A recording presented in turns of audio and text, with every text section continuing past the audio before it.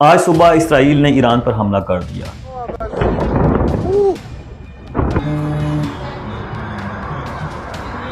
Operation rising line रखा गया और ये अचानक जो हमला ईरान के ऊपर इसराइल ने किया, उसके पीछे क्या मुहर्रकात थे और क्या रीजंस थी। अमेरिका के मना करने के बावजूद इसराइल ने अचानक ईरान पर हमला कर दिया। कम अज कम 9 से 10 एटमी मिसाइल का मटेरियल ईरान ने मुकम्मल तौर पर तैयार कर लिया। इसराइल को ये आइडिया हो गया कि अगर ईरान को थोड़ा सा टाइम मिल जाता है, थोड़ी सी मजीद मोहलत मिल जाती है, तो ईरान अगले 6 महीने 1 साल के अंदर प्रॉपर एटमी मिसाइल बनाकर उसकी टेस्टिंग करने की पोजीशन में हो जाएगा। एक और मुल्क था, उसने वोटिंग की। पाकिस्तान और उसके साथ 11 और ममालिक थे जिन्होंने न्यूट्रलाइज रखा खुद को, किसी किस्म की ना तो हक में ईरान के बात की, ना उनके अगेंस्ट बात की। नहीं करता है या किसी किस्म का अटैक करता है तो वो 70 से 80 मीटर नीचे जा सकता है, 800 मीटर नीचे नहीं जा सकता। जिनकी एक कैपेसिटी थी पिछले 10 से 12 साल की, इंटरनेशनल मीडिया को, इंटरनेशनल कम्युनिटी को एक नॉलेज, एक इंफॉर्मेशन, एक नैरेटिव बिल्डिंग करने के माहिर शख्स अली शेख हमानी। जितनी भी की पोजीशंस थी उसमें साइंटिस्ट, उसमें आर्मी चीफ, उसमें इस्लामिक रेवोल्यूशन गार्ड के सरबराह, उसमें पासदरानी इनकलाब के सरबराह और अल-कुद्स फोर्स के सरबराह। अब इतना नुकसान करवाने के बाद ईरान का रिस्पॉन्स कैसा होगा? क्योंकि बहुत सारे लोग ये जानना चाहते हैं कि क्या ईरान के पास ऐसी कैपेसिटी है कि इसराइल को भरपूर जवाब दे सके।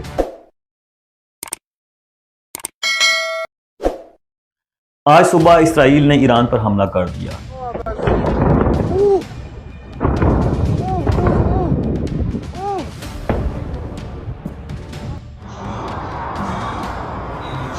Himmel.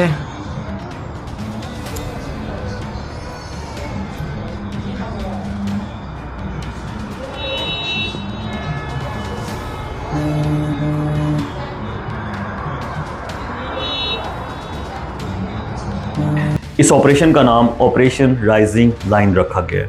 Moments ago, Israel launched Operation Rising Lion, targeted military operation to roll back the Iranian threat to Israel's very survival. ये हमला इतना शदीद था कि इसमें बहुत बड़ा नुकसान जो ईरान का हुआ है, इसमें काफ़ी सारी शहादतें हुई हैं, इसमें काफ़ी सारी चीज़ों का नुकसान हुआ है। उस सारी चीज़ों पे आने से पहले मैं आपके साथ एक चीज़ डिस्कस करना चाह रहा हूँ। आखिर इतनी जल्दी क्या थी इसराइल को ईरान के ऊपर हमला करने की, और ये अचानक जो हमला ईरान के ऊपर इसराइल ने किया, उसके पीछे क्या मुहर्रकात थे और क्या रीजंस थी। अमेरिका के मना करने के बावजूद इसराइल ने अचानक ईरान पर हमला कर दिया। आज से 3 दिन बाद ईरान और अमेरिका की कतर दोहा के अंदर मीटिंग हो रही है। उस मीटिंग के अंदर ईरान के ऊपर जो लगी हुई सैंक्शंस हैं, उसके हवाले से ईरान ये चाह रहा था कि हमारे ऊपर से ये सैंक्शंस हटा दी जाएं। डोनाल्ड ट्रंप के प्रीवियस वीक में जो बयान है उसके मुताबिक कि ईरान और अमेरिका के अंदर कुछ एग्रीमेंट्स डेवलप हो चुके हैं, काफ़ी चीज़ें डिस्कस हो चुकी हैं और ऑलमोस्ट इस पोजीशन में थे कि चीज़ें तय पा जाती। That you're okay. He does his thing because it is not an American war. Yeah, it's a very fair question. Look, I want to have an agreement with Iran. We're fairly close to an agreement. We are fairly close to a pretty good agreement. It's got to be better than pretty good, though, but it's got to be, I'd much prefer an agreement. As long as I think there is an agreement, I don't want them going in because I think that would blow it. Might help it, actually, but it also could blow it. But we've had very good discussions with Iran. Whether or not we get there, I can't tell you, but it'll happen soon. I say this, Peter, very strongly. They can't have, whether it's going in or not going in, they can't have a nuclear weapon. America Iran से sanctions हटा देता और उसके बदले में Iran अपना जोरी plan जो है वो पोस्टपोन कर देता। लेकिन इसराइल के पास एक इनसाइड इंफॉर्मेशन थी कि ईरान ने अपनी जोरी इनरिचमेंट कर लिया, यानी कि ईरान अपना एटमी प्लांट इनरिचमेंट कर चुका है। कम अज कम 9 से 10 एटमी मिसाइल का मटेरियल ईरान ने मुकम्मल तौर पर तैयार कर लिया। अब इसको मिसाइल में कन्वर्ट करने के लिए 5 से 6 महीने रिक्वायर्ड थे ईरान को कि वो उसकी मिसाइल के अंदर डाल के टेस्टिंग कर सकता था। तो इस ग्रेट हरी के अंदर इसराइल को ये आइडिया हो गया कि अगर ईरान को थोड़ा सा टाइम मिल जाता है, थोड़ी सी मजीद मोहलत मिल जाती है, तो ईरान अगले 6 महीने 1 साल के अंदर प्रॉपर एटमी मिसाइल बनाकर उसकी टेस्टिंग करने की पोजीशन में हो जाएगा। इस वजह से इसराइल ने अमेरिका के मना करने के बाद डोनाल्ड ट्रंप के मना करने के बावजूद ईरान के ऊपर हमला कर दिया। अब अमेरिका ये कहता है कि हमारा इस हमले के साथ किसी किस्म का कोई ताल्लुक नहीं, लेकिन आज से 2 से 3 दिन पहले एक इंटरनेशनल ऑर्गेनाइजेशन फॉर एटॉमिक की एक मीटिंग होती है, उसके अंदर तकरीबन 15 ममालिक हैं। उसमें ईरान की जो एक्सप्लेनेशन थी एटमी असासों को लेकर, उस पर अमेरिका जो है वो रिजेक्शन कर देता है कि वो मुतमिन नहीं है जो एटमी प्लांट के हवाले से ईरान ने एक्सप्लेनेशन दी है। उसकी फेवर में रशिया और चाइना और एक और मुल्क था, उसने वोटिंग की। पाकिस्तान और उसके साथ 11 और ममालिक थे जिन्होंने न्यूट्रलाइज रखा खुद को, किसी किस्म की ना तो हक में ईरान के बात की ना उनके अगेंस्ट बात की।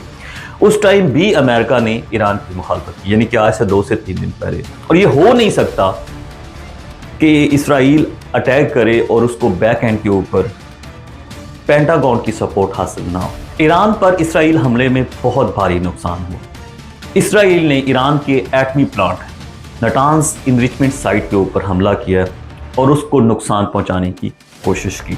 और चूंकि ये सारा एटमी प्लांट और डिफरेंट साइट्स हैं एटमी प्लांट्स की, वो 800 मीटर नीचे जो है ईरान ने बनाई हुई हैं, तो कोई भी अगर जहाज ऊपर से बॉम्बिंग करता है या किसी किस्म का अटैक करता है तो वो 70 से 80 मीटर नीचे जा सकता है, 800 मीटर नीचे नहीं जा सकता। अब खुद अंदाजा कर लें, 1 किलोमीटर डिस्टेंस बनता है वो सतह जमीन से नीचे की तरफ ईरान लेकर गया, यानी कि उसके एटमी प्लांट को किसी किस्म का कोई नुकसान नहीं पहुंचा।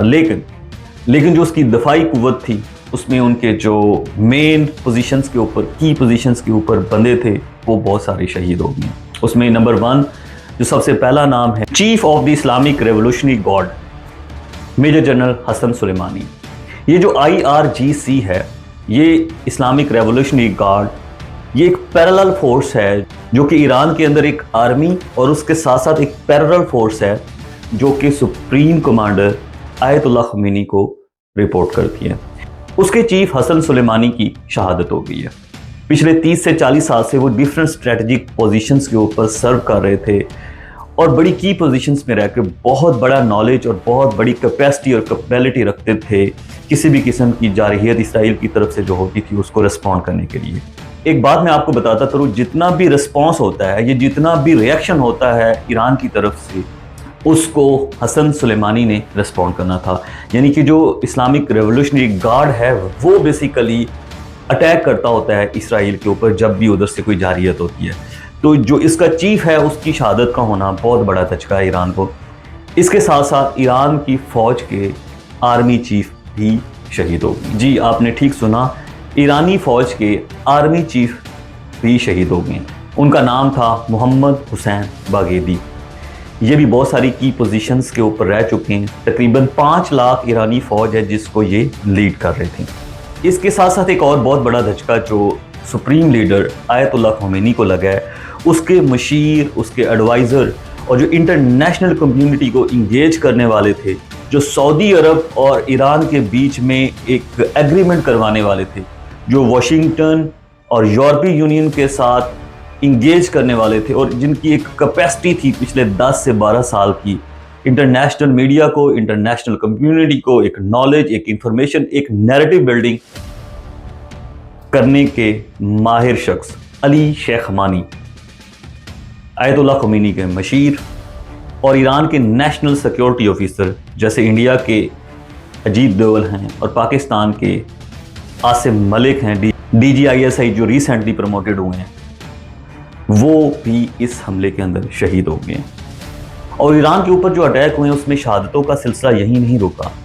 2 की पोजीशंस के ऊपर जो 2 साइंटिस्ट थे उनकी शहादत भी होगी। उनमें ईरान जोरी एजेंसी के जो साबिक डायरेक्टर हैं फरीदौन अब्बासी, वो भी शहीद हो गए हैं और आज़ाद यूनिवर्सिटी के सरबराह न्यूक्लियर साइंटिस्ट मोहम्मद मेहदी नहराची, वो भी शहीद हो गए। यानी कि 2 की साइंटिस्ट जो ईरान के मिसाइल बनाने के अंदर एक की पोजीशन रखते थे और आगे मिसाइल की जो टेस्टिंग करनी थी, ये वो साइंटिस्ट थे जिनकी मशावरत के साथ और जिनकी डायरेक्शंस के साथ जो ये सारा सिलसिला अमल में आना था। अब ये बहुत बड़ा धचका ईरान को लगा है कि उनके 2 की साइंटिस्ट और इसके अलावा भी 4 और साइंटिस्ट शहीद हो गए इस हमले के अंदर। इसके साथ साथ सरबराह पासदाराने इनकलाब हुसैन सलामी की भी शहादत होगी। अल-कुद्स फोर्स के जो सरबराह हैं इस्माइल फ़ानी, उसकी भी शहादत हो गई है। मतलब आप ये कह सकते हैं कि ईरान की जितनी भी की पोजीशंस थी, उसमें साइंटिस्ट, उसमें आर्मी चीफ, उसमें इस्लामिक रेवोल्यूशन गार्ड के सरबरा, उसमें पासदरानी इनकलाब के सरबरा और अलकुद्स फोर्स के सरबरा, तमाम तर जो की पोजीशंस थी वो अब खाली हो चुकी हैं। मतलब वो क्या कहा था खान साहब ने अपने उस दौर के अंदर, जब वो जा रहे थे प्राइम मिनिस्टर हाउस से, कि कोई रह तो नहीं गया, तो यहाँ पर भी कोई रह तो नहीं गया। खैर, आयतुल्लाह खुमैनी ने जो की पोजीशन खाली हुई है इस्लामिक रेवोल्यूशनरी गार्ड की, उसके चीफ की अपॉइंटमेंट कर दी है। ये मैं आपके साथ पिक्चर शेयर कर रहा हूँ, बाकी डिटेल जो है इसके बारे में बाद में बताएंगे। और ये जो नुकसान हुआ है ईरान का, ये पहली दफ़ा नहीं हुआ। 2020 में ईरान के एटमी साइंसदान मोहसिन फ़खरज़ादे, उसको भी इसराइल ने शहीद कर दिया था। उसके बाद इस्माइल हानिया की शहादत होती, जो कि हमास के बहुत बड़े लीडर थे, वो भी ईरान के शहर तेहरान में होती है। और रिसेंटली जो ईरानियन प्रेसिडेंट हैं, जो 1 से 1.5 साल पहले, उसकी हेलीकॉप्टर क्रैश के अंदर डेथ हो जाती है। लेकिन सवाल यहाँ पे पैदा होता है कि where is Iranian internal security system, उनकी इंटेलिजेंस कहाँ है? ये मुकम्मल तौर पर इंटेलिजेंस फेलियर है जो पिछली कुछ हलाकतें हुई हैं, और आज ये जो हलाकतें हुई हैं इससे बहुत बड़े सवालात पैदा होते हैं ईरानियन डिफेंस सिस्टम के ऊपर, ईरानियन इंटेलिजेंस एजेंसी के ऊपर, कि उन्हें पता ही नहीं चलता कि उनकी की पोजीशंस के ऊपर जो बंदे बैठे हैं उनको टारगेट किया जा रहा है और उसके बाद उनको हलाक भी किया जाता है। तो ईरानियन इंटेलिजेंस फेलियर जो है वो बहुत बड़ा वाज़े तौर पर नजर आता है इस सारे सिनेरियो के अंदर। यहाँ पे मैं पाक फौज की जरूर तारीफ करना चाहूंगा। 1998 के अंदर इसी तरह का दुश्मन था, इसराइल था और इंडिया था, दोनों मिलकर पाकिस्तान के ऊपर अटैक करना चाहते थे और पाकिस्तान के एटमी प्लांट के ऊपर ही अटैक करना चाहते थे। पाकिस्तान को टाइमली इस चीज का पता चल गया था और पाकिस्तान ने उसके सद्देबाब के तौर पर, उसके रिएक्शन के तौर पर रिस्पॉन्ड ऐसा किया था जिसकी वजह से इसराइल ने और इंडिया ने मिलकर पाकिस्तान के ऊपर हमला नहीं किया था। उस वक्त की न्यूज़ ये है कि 300 एयर जेट्स जो थे इंडिया के और इसराइल के मिलकर पाकिस्तान के जोरी प्लांट के ऊपर अटैक करने वाले थे, लेकिन उसी टाइम पाकिस्तान ने कम से कम 200 से 300 जहाज हवा में चला दिए थे, जिसकी वजह से वो अटैक नहीं हो सका था। उसमें F-16 जो जंगी जहाज थे, डेफिनेटली अमेरिकन दोस्ती की वजह से पाकिस्तान के पास थे। पहला और आखिरी फ़ायदा जो अमेरिकन दोस्ती ने पाकिस्तान को दिया वो वही था कि पाकिस्तान के पास भी वही टेक्नोलॉजी के जहाज़ थे जो इसराइल यूज़ कर सकता था, उसको काउंटर करने के लिए वहाँ मौजूद थे। इस वजह से इसराइल ने पाकिस्तान के ऊपर अटैक नहीं किया, क्योंकि उस अटैक से रिजल्ट्स अचीव नहीं होने थे और एम्बैरसमेंट अलग होनी थी। इसराइल ने ईरान के ऊपर 200 एयर जेट्स से हमला किया, लेकिन सवाल यहाँ पे ये है कि कोई एक भी जहाज़ ईरान की तरफ से ना तो इंटरसेप्ट किया गया और ना ही उसको रिस्पॉन्ड किया गया। यानी जैसे इंडिया ने पाकिस्तान की तरफ अपने एयर जेट्स भेजे थे और पाकिस्तान ने इन रिस्पॉन्स J-10C उड़ा के उसको रिस्पॉन्स किया और अपनी टेरिटरी को जो है वो डिफेंस किया। ईरान की तरफ से किसी किस्म का कोई रिस्पॉन्स नहीं हुआ।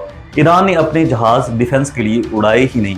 क्या ईरान के पास जो रशियन मेड MiG-29 है वो इतनी सलाहियत भी नहीं रखते कि अपनी टेरिटरी को डिफेंड कर सके, और जो जहाज़ वहाँ से आ रहे हैं इसराइल की तरफ से उसको इंटरसेप्ट करके उसको एटलीस्ट रिस्पॉन्ड करते हवा के अंदर, थोड़ा डर पैदा होता जहाज़ों को, और वो जो स्ट्राइक कर रहे थे वो स्ट्राइक कम से कम हो जाती। तो सवाल यहाँ ये पैदा होता है कि अगर इतना भी नहीं कर सकते तो उस MiG-29 का क्या फ़ायदा है? वो तो कचरा ही है जो गराज के अंदर खड़ा हुआ है, उसकी मेंटेनेंस के ऊपर भी खर्चा हो रहा है। आपके आर्मी चीफ की बिल्डिंग्स को, आपके की पोजीशंस के लोगों को डिफेंड नहीं कर सकते तो उन जहाज़ों का क्या फ़ायदा है? ये मैं समझता हूँ ईरान के जो एयर चीफ मार्शल हैं उनकी बहुत बड़ी वीकनेस और कमज़ोरी है। सेम सिचुएशन पाकिस्तान के साथ भी थी। जब आपको पता था कि इसराइल आपके ऊपर अटैक कर सकता है और एक कभी इम्कान था कि वो अटैक करेगा, आपने प्रिकॉशनरी मेजर्स क्यों नहीं किए? आप भी चाइना से J-10C परचेज कर सकते थे, आप भी PL-15 परचेज कर सकते थे। जैसे कि यहाँ पे मैं Pakistani air chief marshal Sindhu को जरूर सल्यूट करना चाहूंगा।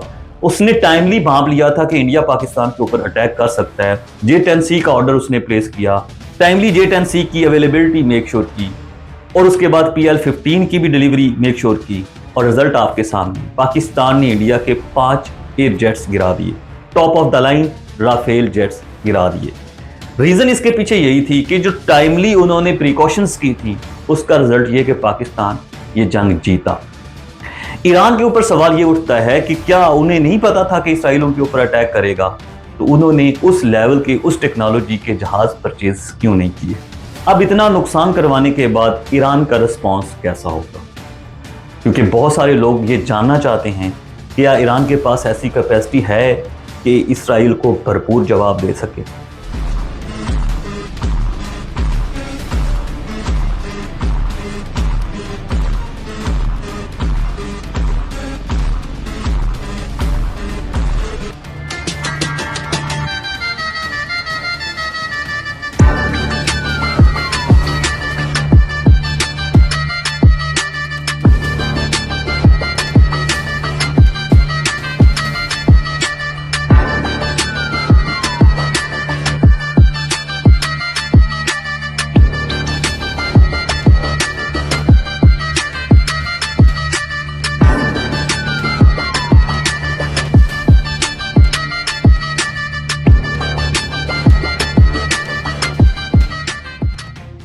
ईरान ने कम से कम 10,000 बैलिस्टिक मिसाइल तैयार कर रखे हैं। इन बैलिस्टिक मिसाइल्स का ऑलरेडी उसने तजर्बा भी कर रखा है और उसने कुछ अर्सा पहले जब इस्माइल हानिया की डेथ हुई थी, इसराइल के ऊपर तकरीबन 300 मिसाइल दागे थे।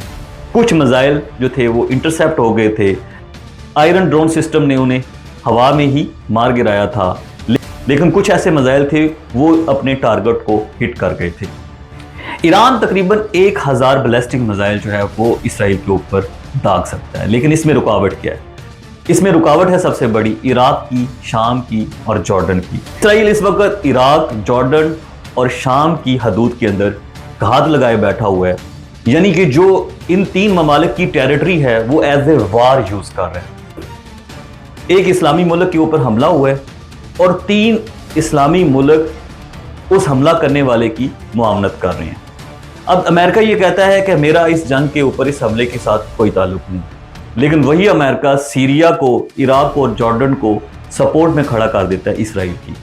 अब जब ईरान अटैक करेगा अपने बैलिस्टिक मिसाइल के साथ, इसराइल की ये पूरी कोशिश है कि उन मिसाइल्स को इंटरसेप्ट करके इराक के अंदर, सीरिया के अंदर और जॉर्डन के अंदर ही मार गिराया जाए। उन मिसाइलों को इसराइल की टेरिटरी में एंटर ही ना होने दिया जाए, यानी कि इंटरसेप्ट होने के बाद अगर कोई मिसाइल गिर जाता है नीचे तो वो सीधा का सीधा उस कंट्री के अंदर गिरेगा, यानी कि इराक के अंदर भी गिर सकता है, नुकसान इराक का भी हो सकता है, किसी मुसलमान की शहादत हो सकती है, इसी तरह सीरिया के अंदर भी हो सकता है या जॉर्डन के अंदर भी। जॉर्डन ने लास्ट टाइम कुछ ऐसी हरकतें की थी, जो ईरानियन ड्रोन थे उनको मार गिराया था जॉर्डन ने, यानी कि पूरी सपोर्ट में खड़ा हुआ है वो इसराइल की। तो इस सारी सिचुएशन के अंदर ईरान के पास क्या ऑप्शंस हैं? ईरान के पास सुपरसोनिक मिसाइल सिस्टम है, जो बैलिस्टिक मिसाइल है सुपरसोनिक है, वो आवाज़ की स्पीड से भी ज़्यादा स्पीड से सफ़र करता है। उसको इंटरसेप्ट करने की सलाहियत तो है आयरन ड्रोन सिस्टम जो इसराइली है, लेकिन उस सुपरसोनिक मिसाइल के अंदर एक ऐसी कैपेसिटी है कि वो जाके इसराइल को टारगेट कर सकते हैं। अगर वो ज़्यादा तादाद के अंदर स्पीड के साथ और डिफरेंट इंटरवल्स के साथ इसराइल के ऊपर अटैक करते हैं तो इसराइल का भी बहुत बड़ा नुकसान हो सकता है। अब आ जाते हैं पाकिस्तान की क्या पोजीशन है। पाकिस्तान इस सारे सिनेरियो के अंदर मजम्मत करेगा कि इसराइल ने बहुत ज़्यादती की है, उसको जो है ना ये अटैक ईरान के ऊपर नहीं करना चाहिए था, और न्यूट्रल हो जाएगा, किसी किस्म की मज़ीद कोई स्टेटमेंट नहीं आएगी। पाकिस्तान के अंदर इस वक्त लम्हा फिक्रिया होना चाहिए कि ईरान के बाद अगला टारगेट पाकिस्तान है। पाकिस्तान के पास जो एटमी प्लांट है, एटमी पावर है, वो इसराइल को भी और अमेरिका को बहुत चुभती है। उसका उन्होंने कोई ना कोई तोड़ निकालना है, लेकिन अभी चूंकि पाकिस्तान की बारी नहीं है, इसलिए पाकिस्तान के ऊपर नजरें नहीं जमाए हुए। ईरान ने भी ऐसा कोई हरकत नहीं की जिससे इसराइल को कोई नुकसान हो या अमेरिका को कोई नुकसान हो, लेकिन उसके ऊपर अटैक हो गया। पाकिस्तान को सोचना पड़ेगा कि उसने खड़ा कहाँ होना है। इसके साथ साथ अगर सऊदी अरब की बात करें, कतर की बात करें, यूएई की बात करें, चाइना, रशिया, इन सारे ममालिक ने क्लियर कट मजम्मत की है इस सारे वाक़े की कि इसराइल ने ईरान के ऊपर जो हमला किया है उसकी हम सख्त मजम्मत करते हैं।